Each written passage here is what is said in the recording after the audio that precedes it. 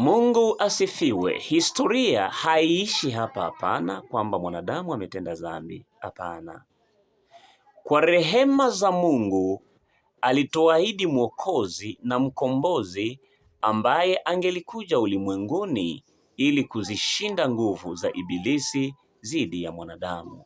Ina maana kwamba ibilisi anautawala ulimwengu, na huyu ibilisi pia anakuwa na nguvu nyingi sana. Ndio kwa sababu Mungu ameweza kumwandaa mwokozi ambaye lazima aje afe msalabani kwa ajili ya hizo dhambi ambazo zimeingizwa duniani kupitia Adamu. Kama dhambi iliingizwa na mwanadamu mmoja, ili kuweza kuiondoa hiyo dhambi, Mungu alimtuma mwanadamu wa pili. Hebu jaribu kujiuliza, huyu mwanadamu wa pili ni nani?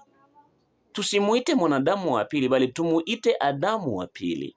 Maana Adamu wa kwanza, mwanadamu wa kwanza alitenda dhambi, akashindwa kuziondoa hizo dhambi. Lakini mwanadamu wa pili ambaye ni Adamu wa pili alikuja duniani ili kuweza kuvuta ile dhambi, ili ile chombo cha kuokea mikate kiweze kutengamana, kisiwe na donda. Ilibidi mtu aonekane ili kuziba ile pengo, ili mikate itakayotoka ndani iwe ni mikate laini, mikate ambayo haitakuwa na kidonda chochote. Kwa hiyo ndivyo jinsi Mungu alivyofanya kuweza tena kumleta Adamu wa pili ili aje sasa kuzivuta dhambi zetu.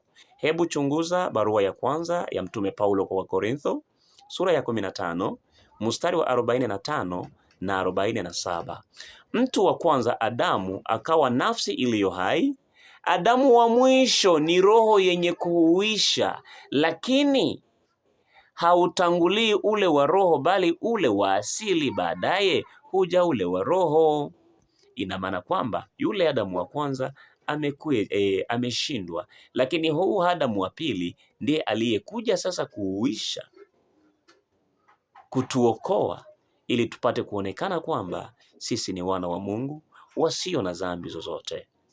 Kristo anaitwa mwanadamu wa mwisho kuonyesha kuwa watu wawili wa pekee na muhimu katika historia ya ulimwengu ni watu wawili, Adamu pamoja na Kristo.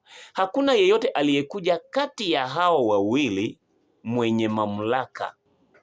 Yes, hakuna. Anaitwa Adamu wa mwisho, yaani ule Adamu wa kwanza hakukuwa na mamlaka yoyote, bali Adamu wa pili alikuwa na mamlaka kuliko ule wa kwanza. Hakuna nabii yeyote aliyeonekana kuwa mwenye mamlaka zaidi ya Yesu Kristo. Hivyo, kazi ya Mungu kwa mwanadamu imemalizika kwa sababu mwenye mamlaka ya kuzivuta dhambi amekuja. Yes. Kwa hiyo kupitia watu hawa wawili, historia ya duniani yote mzima tayari imeamuliwa.